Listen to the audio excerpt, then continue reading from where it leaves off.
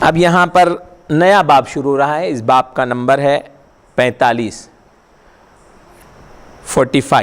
الصلاۃ فی الثوب الواحد.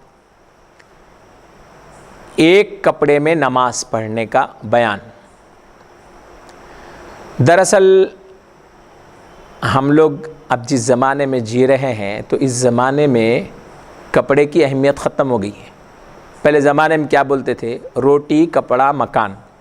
انسان کی ضرورت کیا ہے بولے تو روٹی ہونا، کپڑا ہونا، مکان ہونا.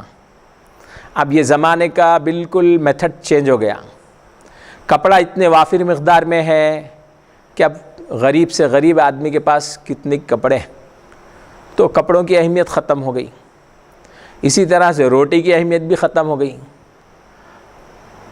1 روپے میں 1 کلو چاول ملتا. تو بہرحال 1 روپے میں 1 کلو چاول راشن وغیرہ پہ مل رہا ہے.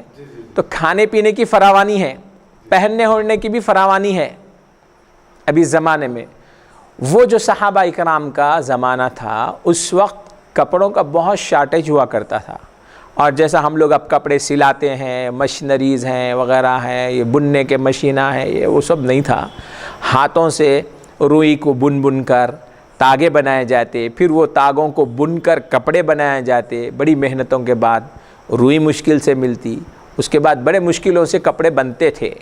تو اس وقت کپڑوں کی بہت اہمیت بھی تھی اور قلت تھی. بہت کم کپڑے ہوا کرتے تھے. بہت کم صحابہ تھے جن کو 2 3 چادریں نصیب تھی. اکثر و بیشتر صحابہ کے پاس ایک ہی چادر ہوا کرتی تھی، ایک ہی کپڑا رہتا تھا پورے جسم پہ پہننے کے لیے.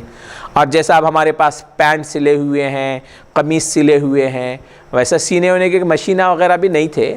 تو بہرحال مختصر سا انداز میں کپڑا لباس رہا کرتا تھا. تو اس زمانے کی یہ باتیں ہیں. تو اس میں فرمایا جا رہا ہے کہ ایک آدمی اگر نماز پڑھے تو جسم پر کتنا کپڑا ہونا چاہیے. خالی ایک کپڑا بھی اگر رہا تو ایک کپڑے سے انہیں نماز پڑھ لے سکتا کیا؟ تو عام طور پہ پہلے کیا ہوتا تھا، نیچے